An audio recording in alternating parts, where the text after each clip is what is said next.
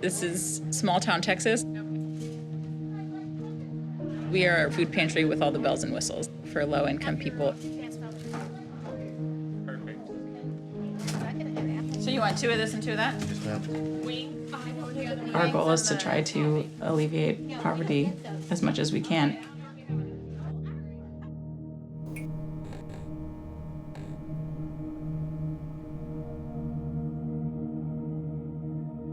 We were finding that a lot of our clients who were coming for financial assistance were in debt to payday and auto title lenders, and they come in here for help. And of course, we want to help and do all we can, but far better to pass an ordinance that's going to protect people.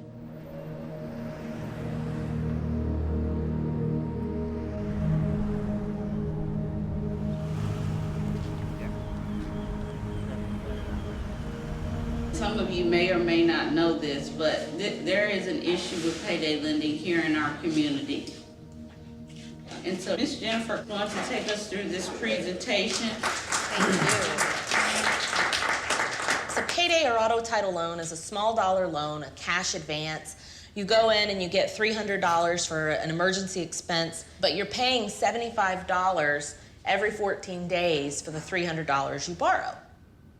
The auto title loan is a little bit different. It's a larger loan. So you might get $4,000 loan, $1,200 is your fee every 30 days. So you can pay back $8,000 and you still owe the original amount of the loan. How do we put this illegal practice in legal terms? It's an interesting question. During the oil bust in the 80s, there were a lot of people who suddenly had credit problems who'd never before had them.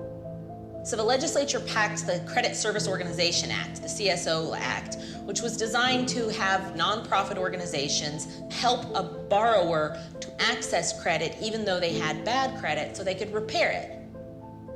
2004, the lenders get together and they start combing through state law. They found the CSO loophole. The CSO has no limit on the fee they charge because the assumption was it was nonprofits not charging fees.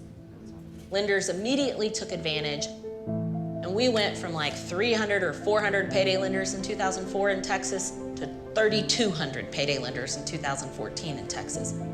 More than Whataburger, McDonald's, and Starbucks combined.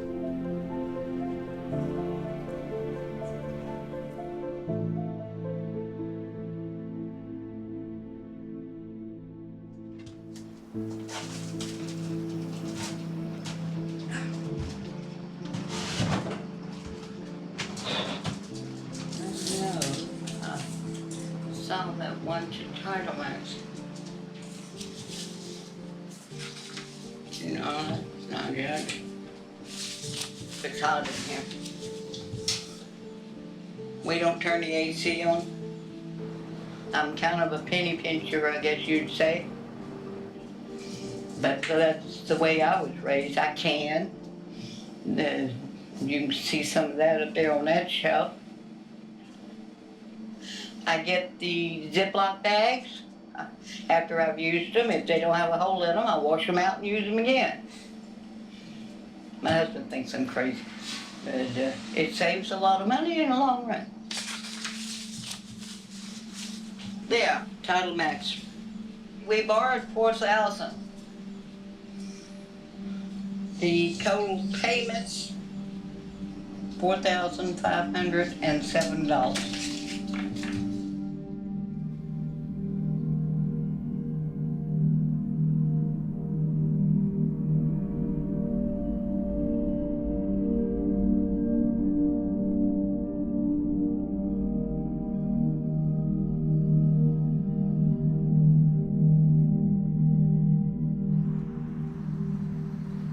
we had to get a loan against my husband's truck because not enough work and one thing and another. We're coming to you all for help. If we didn't need to, we wouldn't.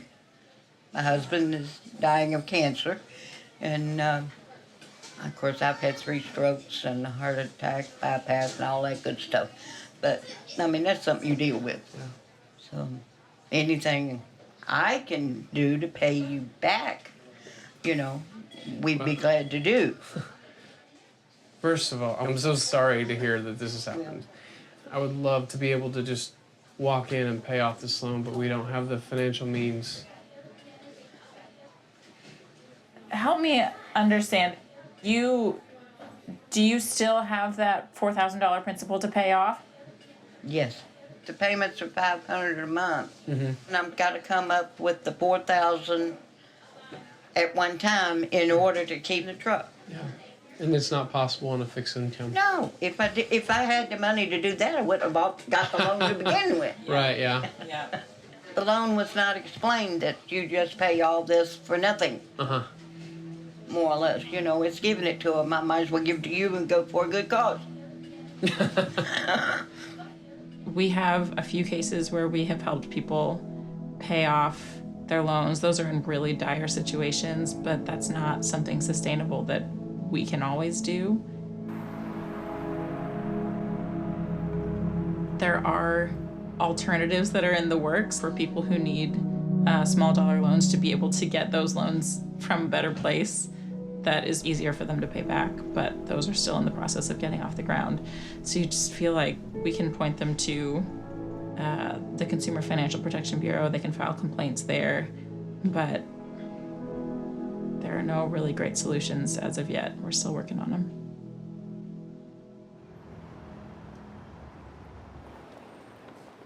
So something that's kind of unique to Texas is that we are in the Bible Belt. If you need the support of a community, one of the most effective ways to communicate with people, to get a hold of people, is through churches. We have seen that people from the faith community have said, no, this isn't okay, and we want to do something about it. What's happening is we became really alarmed when many of those who came to seek help from us, whether it was to take care of rent or medication, we found out that at least 1/3 of them in this whole state now have these type of loans with the payday lenders. Why is it important to the church? Because it's wrong to treat people that way. It is wrong to go to people who are already in a bind and design something to make the bind worse. It's a great business model for them if you want to exploit people. God is concerned about the impoverished, about those who are poor, about those who are down on their luck, and there's no way that you can call yourself moral, ethical, spiritual, and exploit poor people. At the state level, it's been a very challenging fight. I mean, we're definitely up against Goliath. The legislature created the problem. It needs to be fixed. The business of quick and easy cash is coming under scrutiny as Representative Tom Craddock prepares a bill to regulate the payday loan industry. Well, thank you very much for being here. This is a pretty sad day in the state of Texas, I think. We've got the #1 state in income and jobs in the country, and yet we're charging the highest rates of any state in the nation on payday loans. In 2011, we introduced a bill in the House. They had one in the Senate. When we first introduced it, it was almost 50-50 Republican and Democrats. Thank you for the opportunity to testify. My name is Stephen Reeves, and I serve as Legislative Counsel for the Texas Baptist Christian Life Commission. I'm Frederick Haynes. I'm the Senior Pastor of Friendship West Baptist Church in Dallas, Texas. The Catholic bishops call on legislators to close the CSO loop. We've tried to pass a bill. What happens is it goes to a committee first. The chair lays out HB 3047 as pending business. The committee is where bills get negotiated and written for the opportunity then to be heard on the floor. And they've been very effective in getting to the committee chairman or majority of the committee, and they can kill these bills or never bring it up for a vote. If there are no objections, the chair will leave HB 3047 pending. Hearing none, HB 3047 is left pending here in committee. HB 2803 is left pending. Chair will leave HB 2808 pending. HB 2808 is left pending.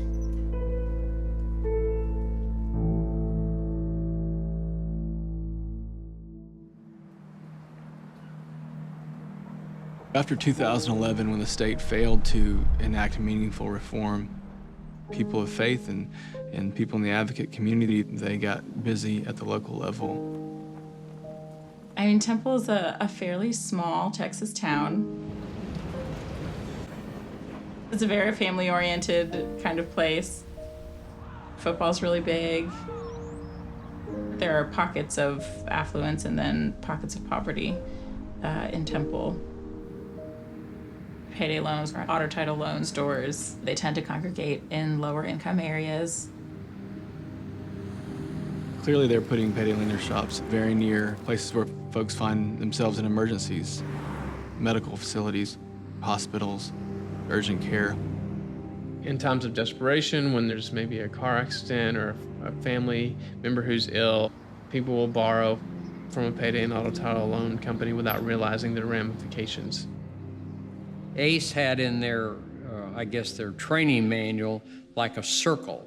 And in that circle, it showed how you borrowed the money, but you never could pay it back.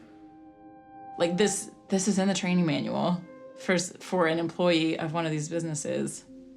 So they know that their business model is designed for people to fail. They know that. And they don't care. They don't care. To have organizations which are willing to loan people money when they're desperate is a very good thing. But 500% interest on loans is immoral. It is un-American, besides being sinful too.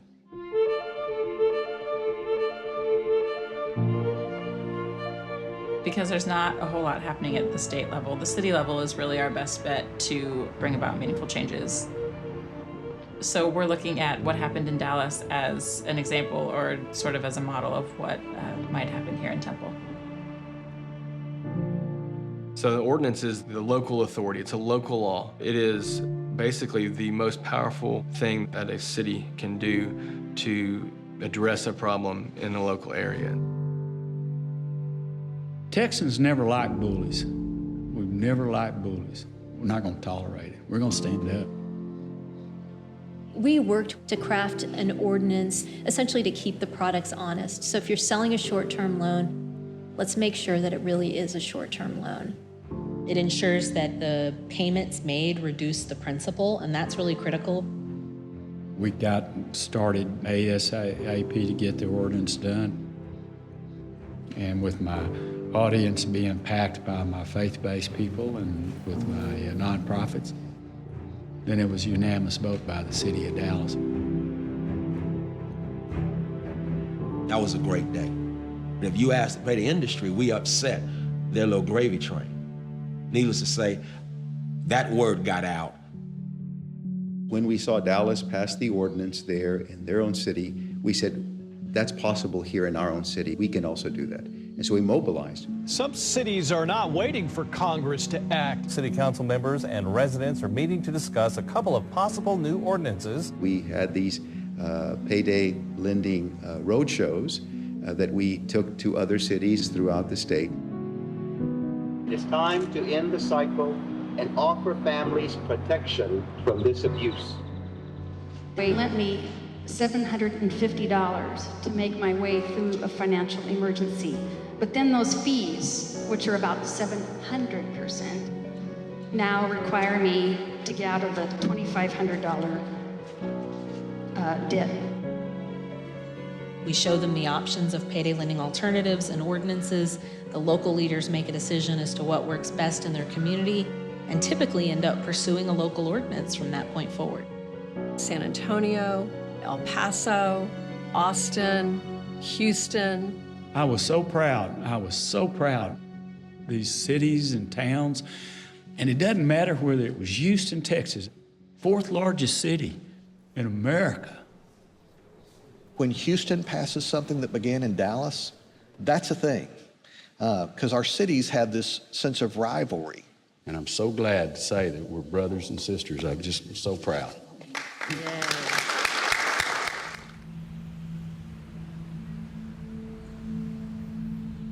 Texas is known as a very pro-business environment. It's not a very friendly environment to looking at regulating any business. I think the assumption is always that the business is right.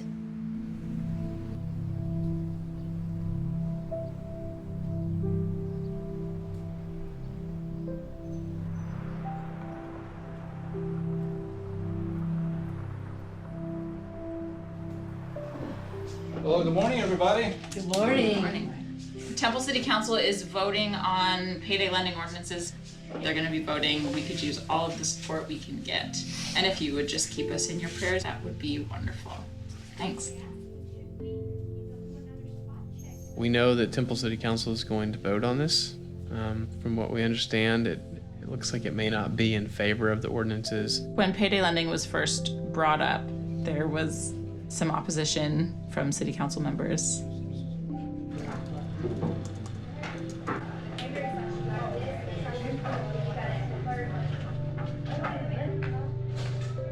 We are just working to get support for the ordinance, communicating to city council members that this is how we'd like you to vote. Rucker developed a letter that people emailed to the city council and to the mayor.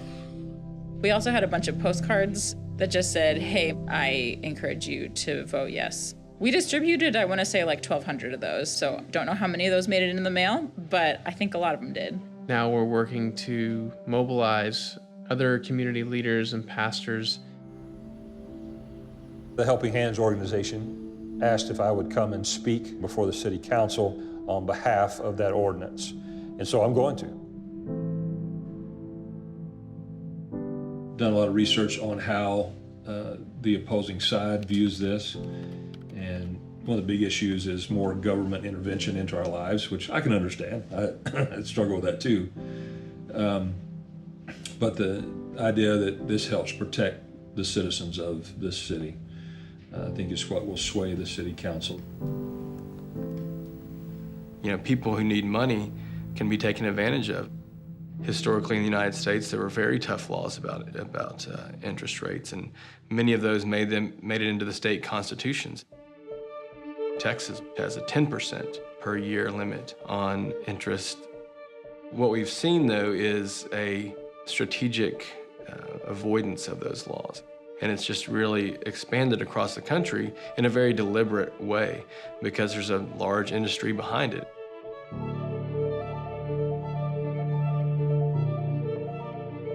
The industry is fighting back in Washington through very generous campaign contributions. Controversial payday loan industry. Both Jeb Hensarling and Pete Sessions are suspected of taking campaign contributions from payday lenders, closely followed by their votes to protect the industry from threatening legislation.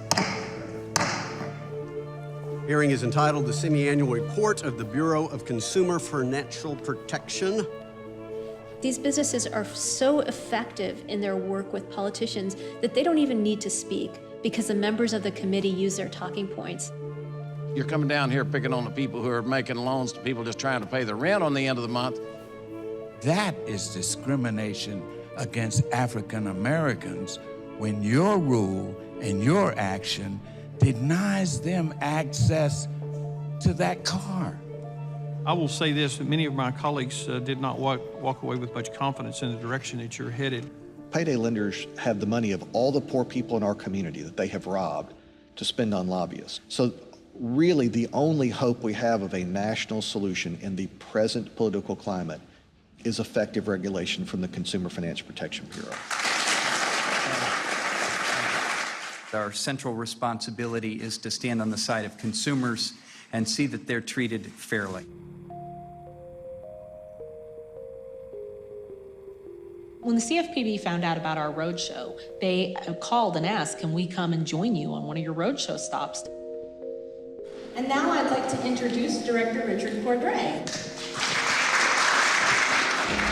Thank you for convening such an impressive group and a group that has our admiration and respect for the work that you do every day on the front lines with people who are in need. We have come here because we want to hear from you and know more about how you want us to proceed. At this moment in time, at this juncture in history, we actually have somebody who has the authority to do something meaningful and really move the needle, and that's him. You know, I mean, you look at the whole apparatus of government and it comes down to you have a pen that can change this. And so here's what I try to do. I pray regularly and faithfully for Director Cordray. When you know there are millions of people who are counting on you and a couple of dozen people who are assaulting you, we hope you'll hear from us. We are so grateful for the work you're doing, Director Cordray, for your staff, for the thoroughness with which you're doing it, and we are with you. Thank you.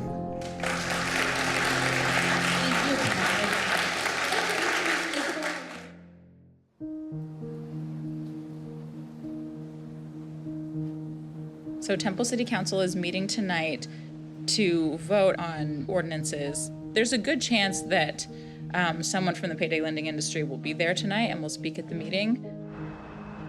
We've worked really hard to help meet people's needs in terms of food and finances. But if we could have backing from the public sector and have them be playing a role as well in protecting people from predatory lenders, that's huge.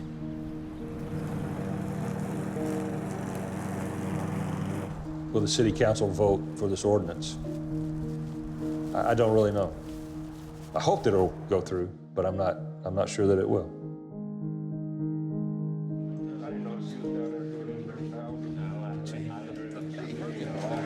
Good, how are you doing?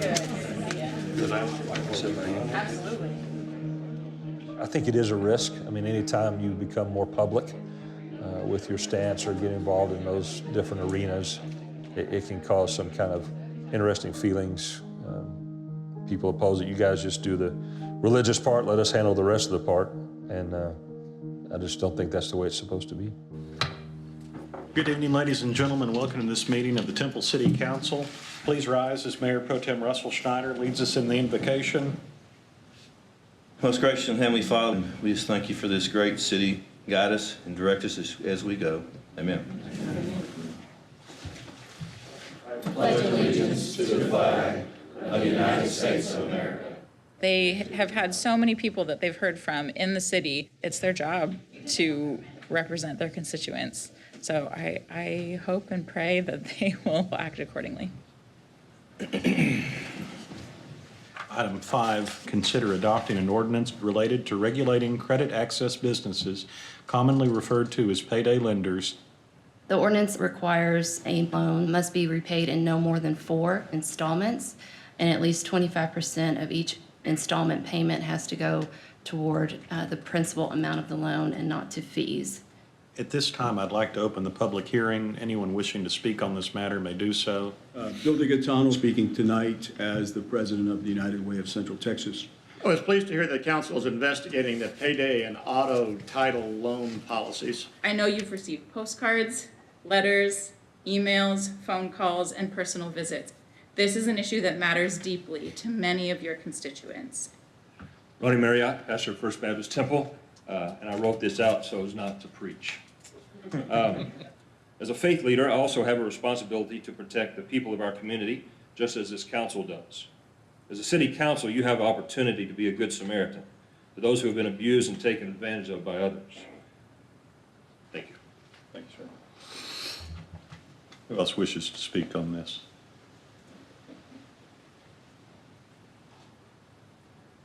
I got real excited reading everybody's name off, and now nobody wants to go. Some politicians are going to vote the way they want to, regardless of what their constituents have to say. If there is community support for something, it's harder to ignore that. Well, if there is no one else wishing to speak, I will declare the public hearing closed. Mayor, I a business owner, and I do not think it's the city's responsibility to tell a business how much they can make. I just don't believe that's right.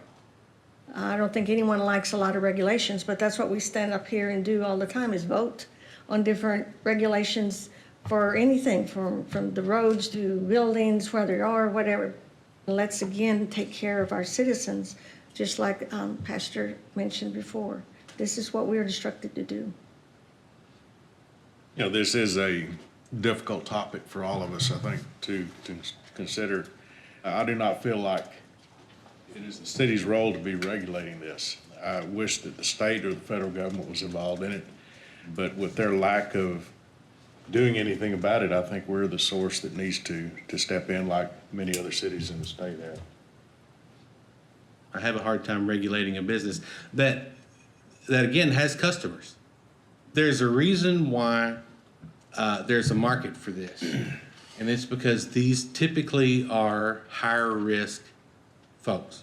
522%, I understand that. But if it was such a horrible place to do business,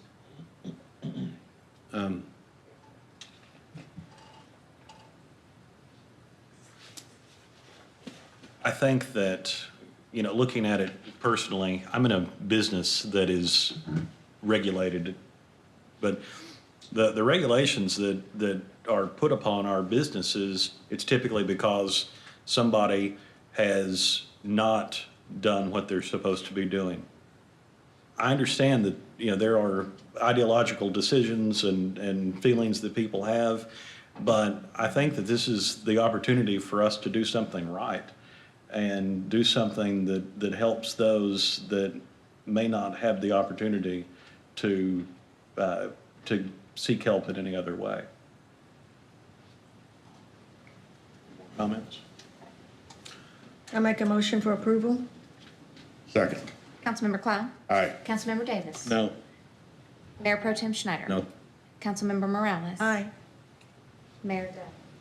Aye.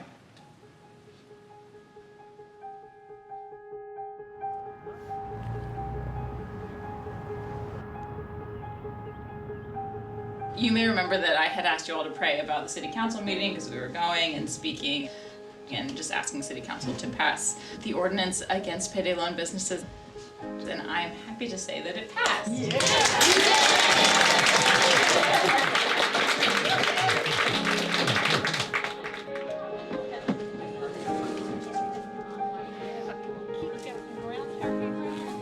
I think that we're going to have clients who are going to continue to take out payday loans.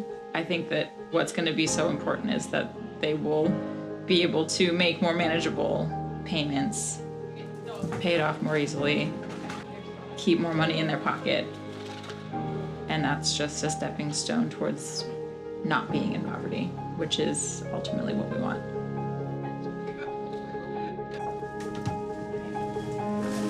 Have a great day. Here.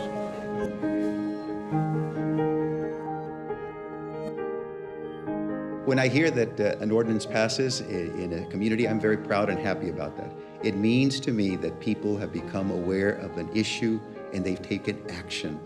The best way to judge a society, how well it's doing, is how well families are doing and how well the poor and the vulnerable are being taken care of. The local ordinances shows what's really possible when churches and pastors stand up and engage and partner together with nonprofits and other people to try and make a positive change for their city. I'm tickled to death at finally trying to do something about it. I would love to be up there and push them right along, you know?